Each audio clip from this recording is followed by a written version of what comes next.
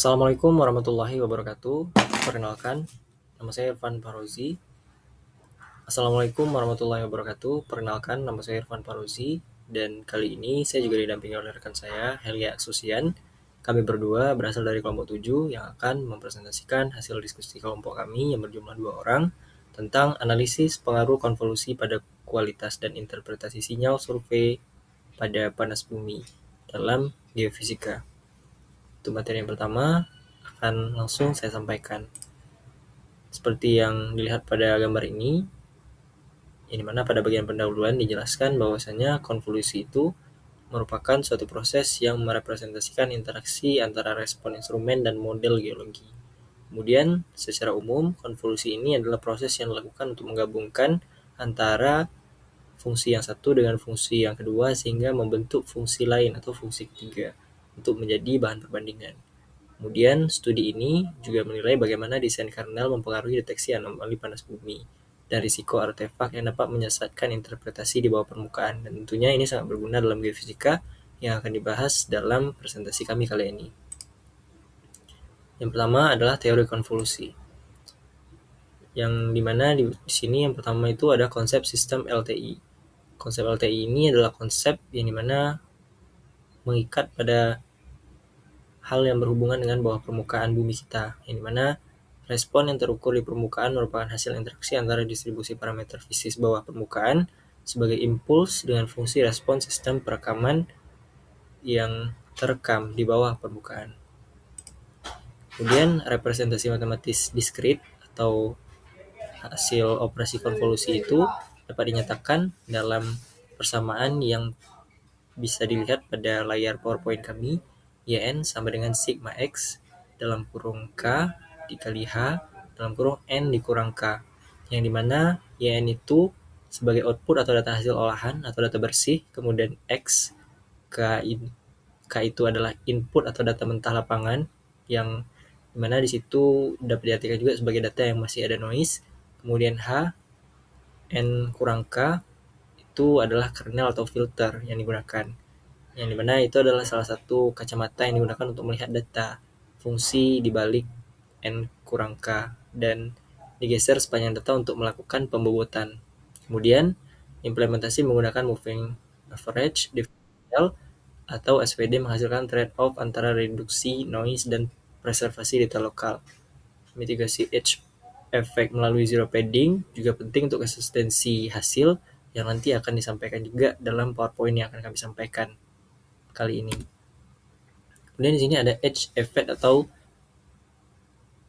zero padding, yang dimana fenomena edge effect itu muncul karena tumpang tindih kernel tidak lengkap pada tepi data, memicu artefak yang dapat menyesatkan interpretasi. Jadi kalau semisal data dalam suatu kernel itu ditemukan tumpang tindih, itu tentunya akan merusak dalam terutama pada proses interpretasi data. Dan di sini juga ada zero padding, yang dimana itu diterapkan untuk menjaga dimensi output dan meminimalkan artefak di bagian tepi sehingga hasil konvolusi itu lebih konsisten dan dapat dibandingkan secara kuantitatif nantinya. Kemudian yang kedua itu adalah evaluasi kernel, yang dimana dalam hal ini itu akan disampaikan langsung oleh rekan saya, Helia. Kepada Helia, saya persilakan. Evaluasi kernel. Metodologi eksperimen dan parameter. Data sintetik dibuat dari kombinasi sinyal regional dan lokal dengan variasi SNR 5-15 dB. Evaluasi menggunakan 3 kernel MA3, MA5 diferensial, dan zero padding untuk menilai trade-off antara noise reduction dan preservasi detail. Jenis filter MA, HP, BP, notch. Moving average MA berfungsi sebagai low pass untuk smoothing high pass, HP different menonjolkan diskontinuitas bandpass memilih rentang frekuensi target. Notch menghilangkan gangguan spesifik. Pemilihan tergantung pada tujuan investasi tren regional vs fitur lokal. Dampak pada kualitas sinyal.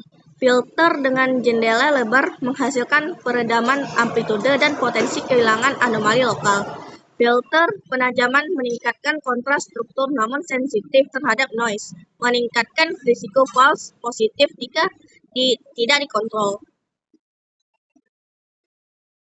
Oke, ini terdapat dua jenis sinyal noise.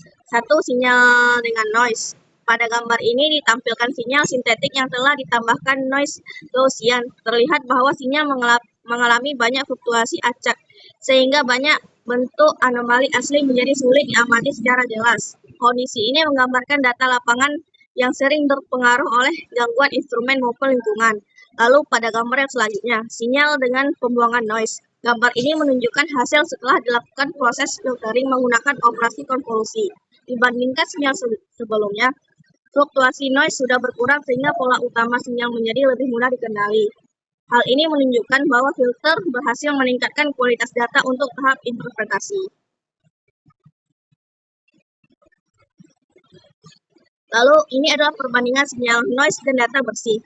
Pada grafik ini diperlihatkan perbandingan antara sinyal yang masih mengandung noise dengan sinyal yang telah dibersihkan. Terlihat bahwa bentuk umum sinyal tetap dipertahankan, namun gangguan frekuensi tinggi berhasil direduksi.